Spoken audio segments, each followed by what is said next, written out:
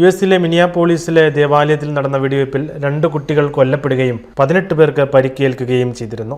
പുതിയ അധ്യയന വർഷം ആരംഭിക്കുന്നതിന് മുന്നോടിയായി കത്തോലിക്ക സ്കൂളിനോട് ചേർന്നുള്ള ദേവാലയത്തിൽ അർപ്പിക്കപ്പെട്ട ദിവ്യബലിക്കിടെയായിരുന്നു 23-കാരനായ പ്രതി വെടിയുതിർക്കുന്നത്.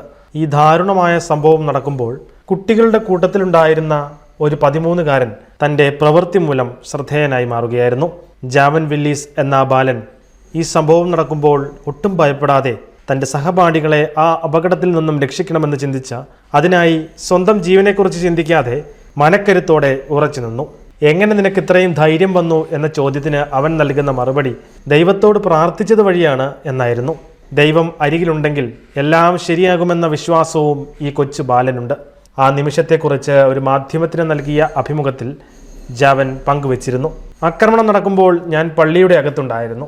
എല്ലാവരും പരിഭ്രാന്തിയിലായ ആ നിമിഷത്തിൽ എൻ്റെ സഹപാഠികളെ സുരക്ഷിതമായ സ്ഥലത്തേക്ക് എത്തിക്കണമെന്ന് ഞാൻ ചിന്തിച്ചു.